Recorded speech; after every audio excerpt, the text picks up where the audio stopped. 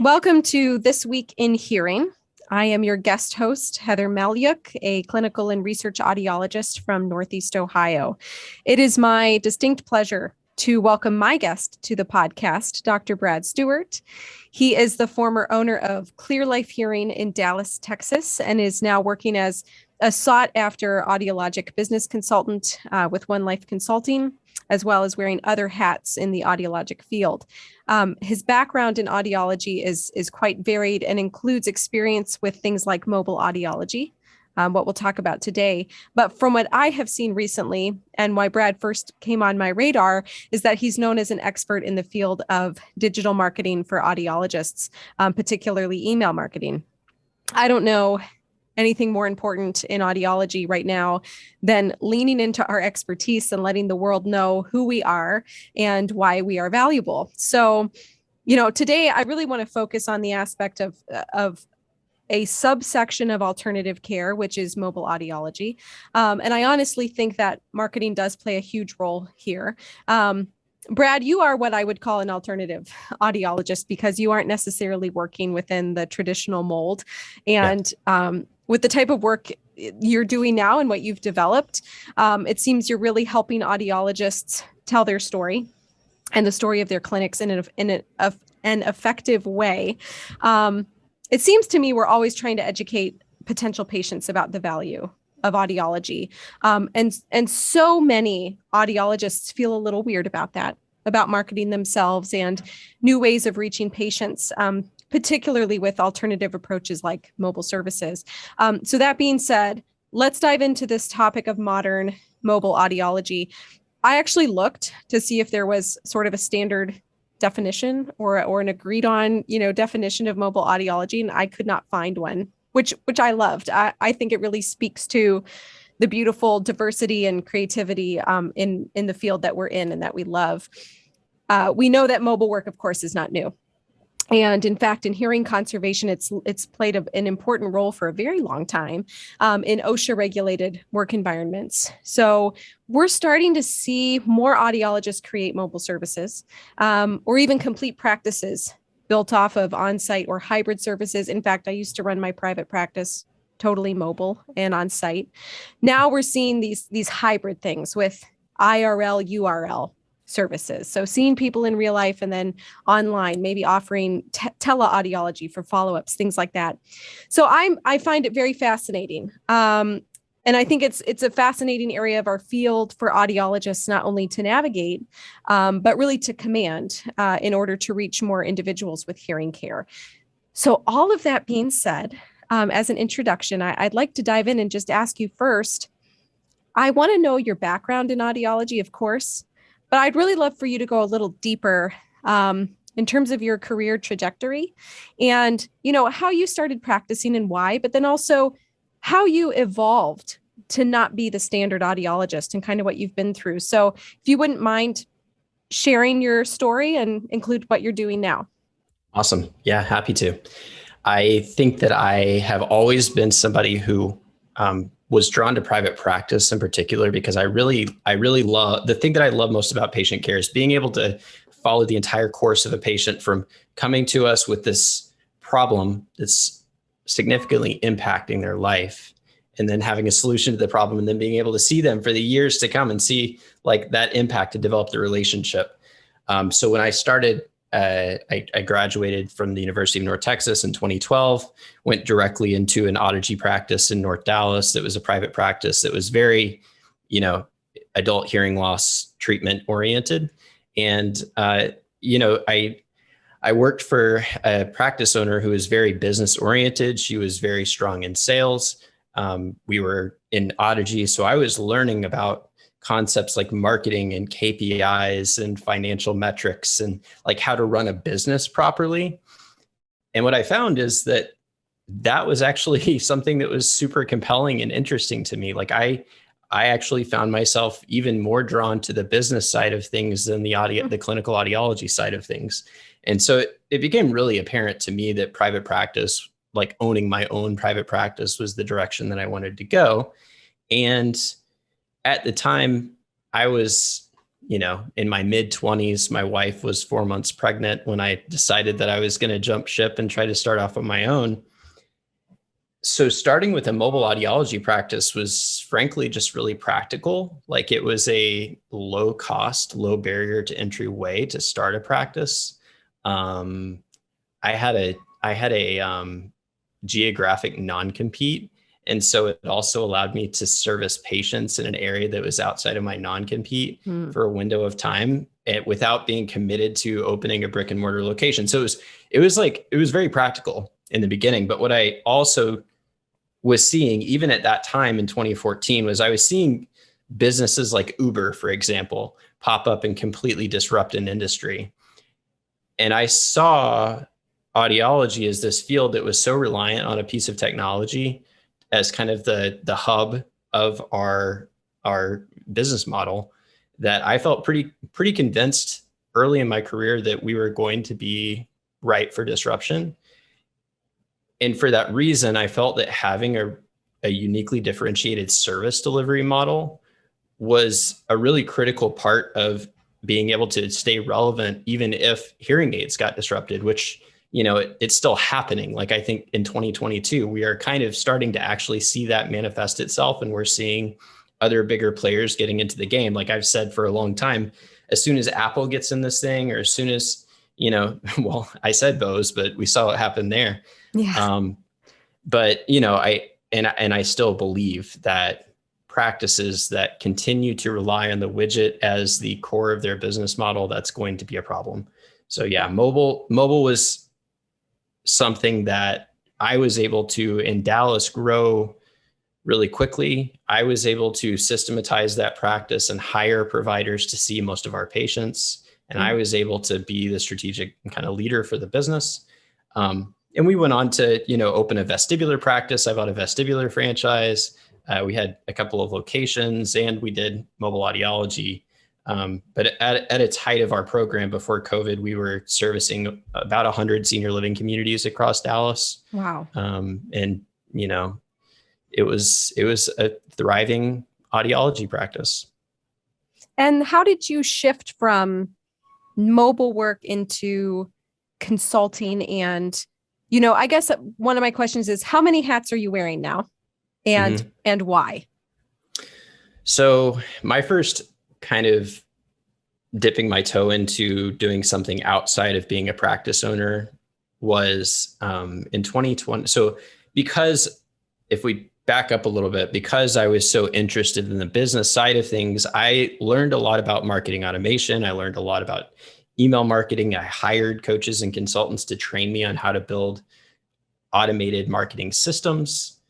So I learned how to do this stuff just DIY because it was interesting to me. But then when I was using Counselor, and in 2020, when Counselor released their marketing automation system that was integrated into the OMS, the first thing I did when that came out was I was like, cool, I'm going to put all of the marketing automation that I've built into their system, so that now every time I touch a patient file, it's going to send all of our marketing communications automatically.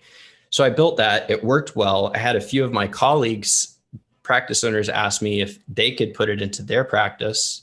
And we worked it out with Counselor and eventually with Blueprint, to where we could take that system that I built and just like turnkey into other practices. And we ended up, now we've got close to 150 practices that are using that marketing automation system. Awesome.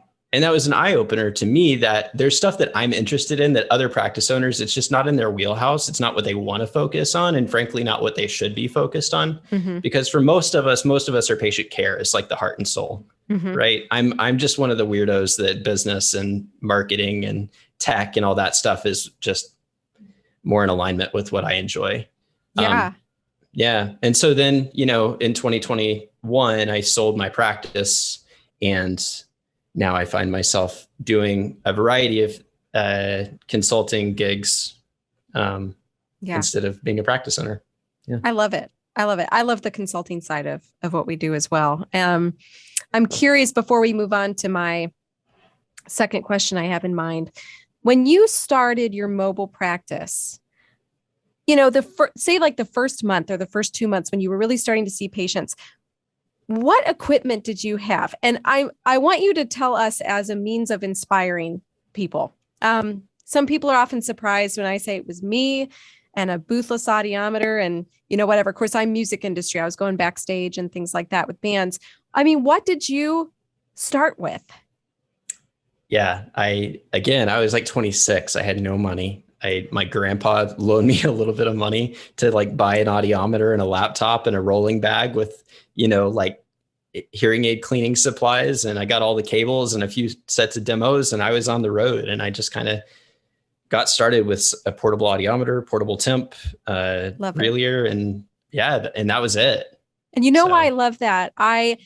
Something that has always captivated me about mobile audiology is the audiologist is really the value. It's our brain. It's not our clinic. It's not our big booth. It's us, and having some tools at our disposal that we can take to someone and say, here, let me change your life. And so, and that's why mobile audiology, I think, will always be a passion of mine. So you worked in that area of audiology for quite a while, obviously. I'm curious, in the years that you have done mobile audiology, how have you seen it change or evolve? I think even your model was quite different than mine. And I guess one thing I'm wondering is, as you watch the many variations of this come into fruition, because you're not that far out of doing it, do you think they're all created equally or have equal patient value? Meaning, like, no matter the patient background or hearing profile, who can mobile audiology reach? And do you think there's truly a wrong way or right way or model? There are definitely a lot of models, and there are a lot of approaches to mobile, and a lot of things that mobile audiology could mean. Like, I know that some audiologists have a full team of like PAs and nurses, and they're going out and they're doing hearing conservation, and they're going to skilled nursing facilities and have contracts with those facilities, and they're seeing Medicaid, and they're like going out to rural locations. That was not what I did. Because I was in a big metro market, there was a significant opportunity just within the independent and assisted living facilities to go service residents in those facilities. The other thing that I see a lot of people doing is like buying like an RV or a trailer and outfitting it as like a mobile clinic. And so, the framework that I use around decision making in business is kind of the spectrum of complexity and profitability. So, an idea or a concept or a business model could be very simple, or it could be very complex, and it could be very profitable, or it could be unprofitable, right? And so I'm always a fan of a simple and profitable business model. And for me, it just intuitively made sense that if I'm going to a community where 250 people that are over 65 years old live, and they're all in this place, and they're all bored and want to do activities, and I can put on activities, and I can, educate and network and make friends. And it just made sense. It was just logical. Yeah. That being said, like, I do see starting to integrate like telehealth and starting to use some of the technology that's available now to make it even more efficient and be able to serve even more people in a larger geographic region. I think that I'm seeing some innovation that's really smart and that allows us to get outside of this mindset of like opening a bunch of brick and mortar locations and instead serving a lot of people in a fairly large geographic region, but doing it really efficiently. I couldn't agree more. And some of the models, sort of the new models of what people are calling mobile that I'm seeing are things like going out and taking a set of ear impressions and only doing that for hearing conservation. But then because they don't maybe have the resources or the knowledge or the equipment, but then I see them being able to use teleaudiology services. I mean, there are a few at this point, where they could do a follow-up screening or education. And so I couldn't agree more. There's this hybrid thing going on, which I think is fantastic. And kind of to piggyback off of that question, in terms of the variations of models, I think a lot of audiologists when they hear about mobile audiologists, people like us, they do think of the OSHA vans, pulling up to a factory and doing regulated hearing conservation.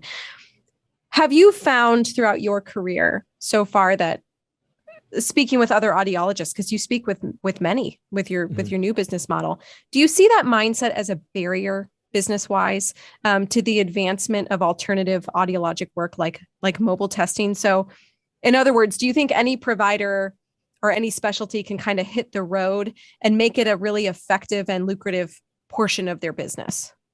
I do. Yeah. I say that. And I'll put an asterisk, and I will say that you also need to know your market, because depending on your market, if you are in a very rural, sparsely populated market, it's going to be harder, and you're going to have to be more dialed on your efficiency, and it might just not make sense. For some practices. So I wouldn't say that it works for everybody, but if you're in like a metro market, the things that I see that hold people back, because I do talk to a lot of people that have tried it and been unsuccessful with it. I know that there are a lot of reps and manufacturers that will dissuade private practice owners from launching a mobile program because they've seen a lot of them fail. And so I think that basically there are three reasons why mobile audiology practices struggle. I think the first reason is the business model.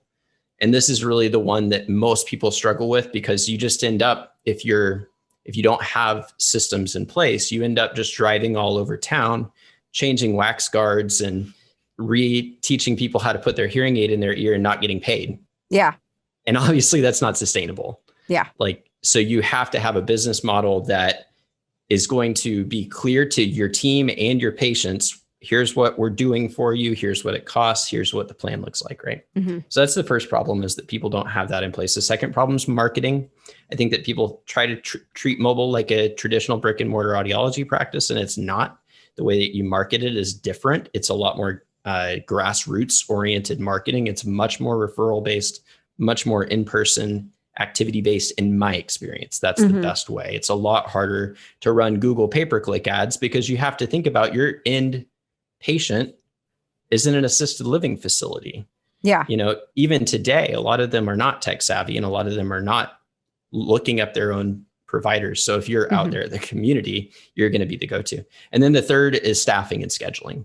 And I think staffing in our industry in general is a weak point. I think that most audiology practice owners are super inefficient with staffing. I've been guilty of this more than anybody, because as soon as we started to get like 75% full, I would just hire another audiologist, which is really, if you look at dentists, if you look at any other allied health field, they have support teams around their professionals. And that's what we need to do with mobile. So you need to have an efficient staffing model, and you need to have an efficient schedule. And schedule is a huge one, because again, if you're I have a client that's in my training program right now, and she'd been doing mobile for 7 years, and she was working like 80 hours a week, seeing like 3 or 4 patients a day. Oh my goodness. And she was spending all of her time driving, and it was killing her, and it's just inefficient scheduling. So there are some kind of common pitfalls. And if you can get past those, it's actually a really effective business model. Yeah. And I think, the key word I keep hearing is efficiency. And that's something that I learned very quickly when I started. And of course, again, if anyone knows me, they know I'm pro music industry and have been, for the past decade. Going out to see one artist, driving an hour to go have an appointment with someone is not worth my time. It's not worth my time. And similar to what you were saying of going to an assisted living and seeing 60 people or what have you in that facility, I was finding, okay, I need 10 crew guys lined up, be ready to be seen for appointments, or I'm not coming on site. And I think now with that efficiency and looking at overhead, again, looking at that IRL, URL model is really helping people lower their overhead cost.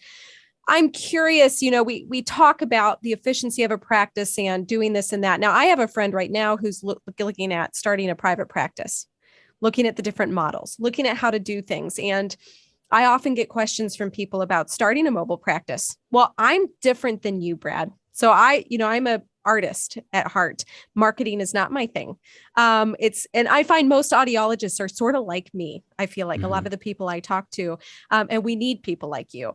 And what I'm looking for is sort of a first step. So when you're speaking to people who are just starting out and they say, Brad, I'm interested in mobile audiology. I'm not sure what to do. And I'm really curious what my first step should be. For me, it was amazing. I think maybe you or someone invited me to the Mobile Audiology Collective Facebook group. And it's really cool seeing what people are doing in there. And it's really important, I think, to have a community. Number one, people you can bounce things off of in a safe way. But if someone came to you and said, Brad, I'm ready to get started. I don't know what my first step is here. What would you say to them? I think the first step to any new business venture is that the very first thing you have to do is get clear on what it is that you're trying to build. And again, I'm only speaking from the experience of doing it wrong. When I started my practice, I just knew that I wanted to be a private practice owner. I kind of had grand visions of this empire that I wanted to build, but I just went and just pushed and tried to grow with no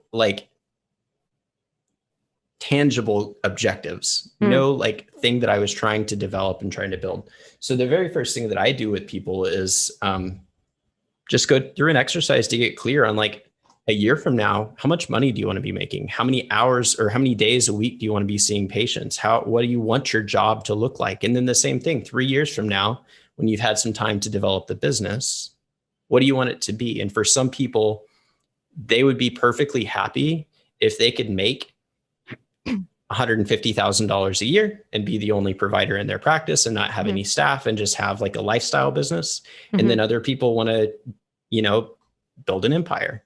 Yeah. If you don't know which one you are, though, you're not going to build, you're going to get somewhere, but you're not going to get where you want to be. So that's step one, is find out what you want to build. And then the other thing along with that, when we're talking about mobile, is doing a market analysis and determining if mobile is feasible in your market.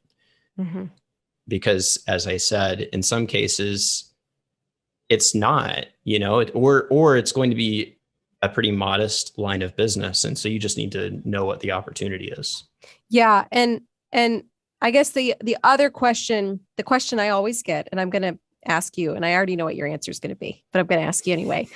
Do I need a van? Do I need a mobile unit to be a mobile audiologist? And, this is kind of going back to that first question I asked you. What did you start with?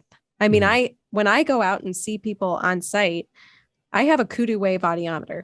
And I'm on the hearing conservation side, primarily with in-ear monitors and earplugs. But, if someone wanted to go out and start giving their services or selling their services to something like an assisted living community, they don't need a mobile unit for that. Correct? I mean, there's so many new tools, and I see things being created. Gosh, every month something new is coming out for mobile work. So, I guess at minimum, someone trying to budget, what would you say? Okay, here's the 3 things I think you need to get started.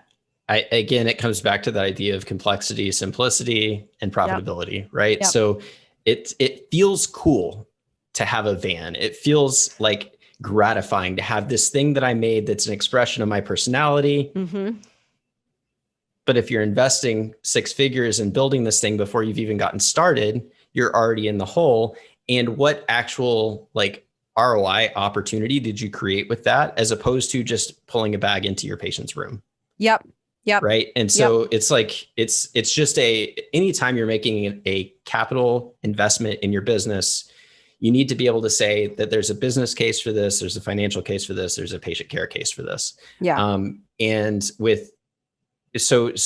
mean, truly having an audiometer, and it's nice having an audiometer that has ambient sound measurement, but I don't even think that's necessary, because especially if you are working in you're working in probably louder scenarios sometimes. Oh yeah, I'm working during sound check. Yeah. It's loud. Right. Yeah. So if I'm in Martha's room, the loudest thing in the room is the air conditioning unit.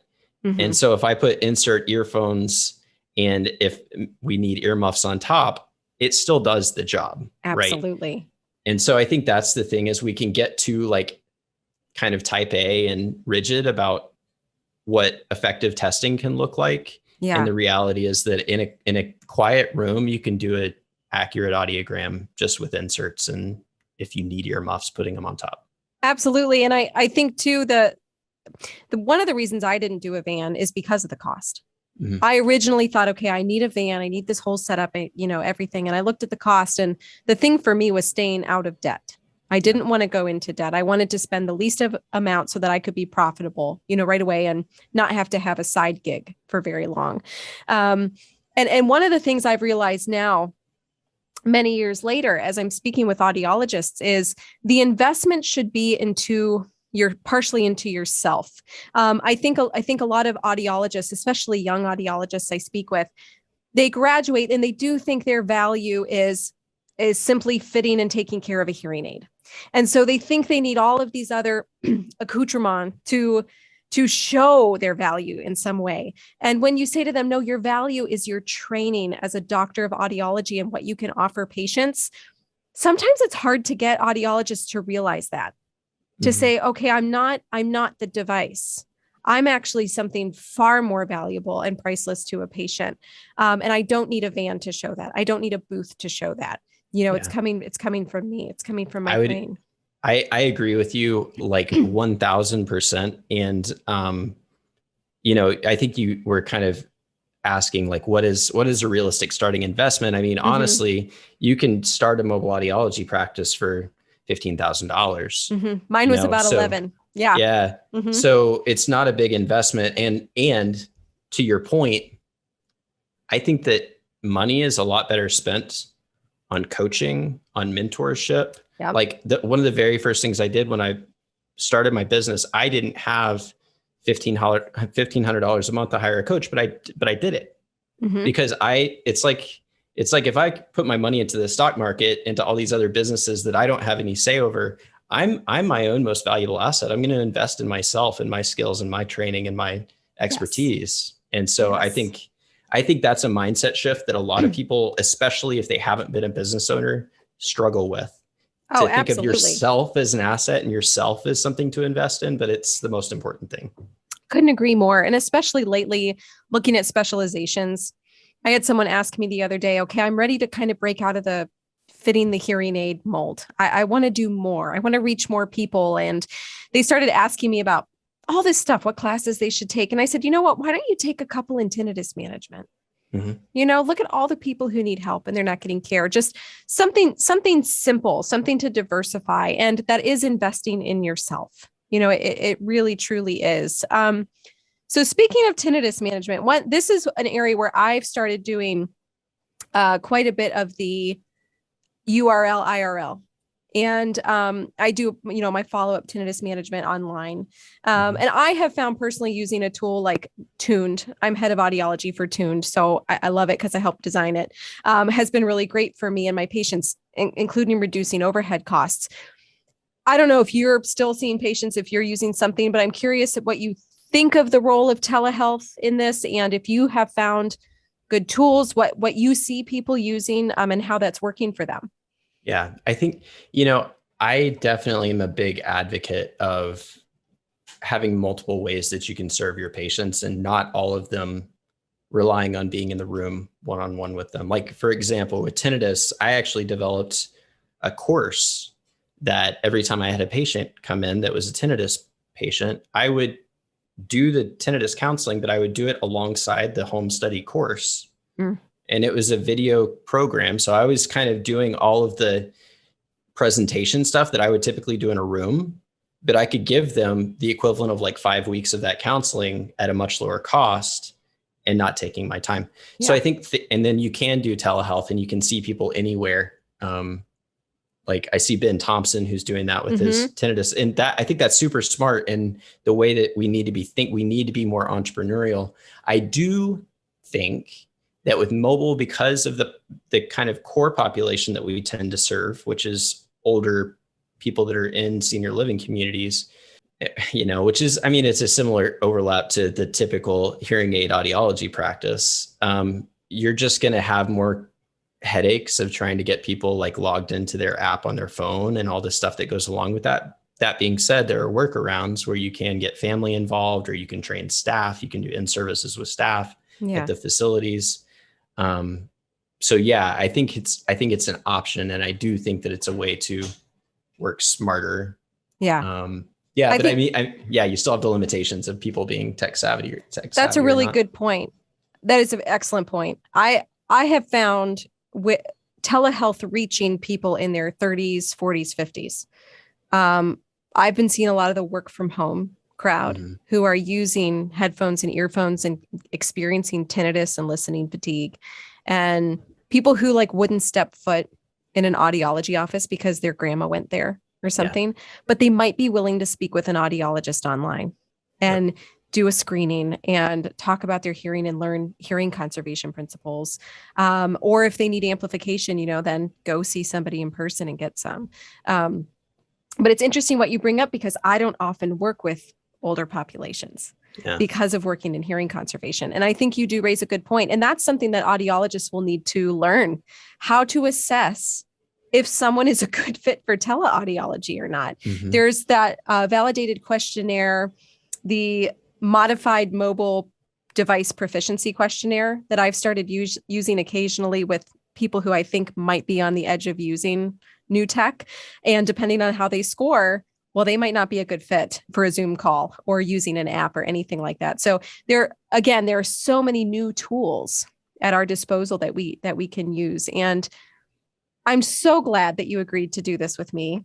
It was so wonderful to hear your viewpoint. And I think I'm going to call you one of the kings of efficiency in audiology based on this conversation. Everything you said was just, I think one of the take-home messages is look at what you're doing from a financial standpoint and be efficient with your time and your knowledge and, every aspect of the business. If anyone wanted to reach out to you and talk to you as a consultant, how would they do that?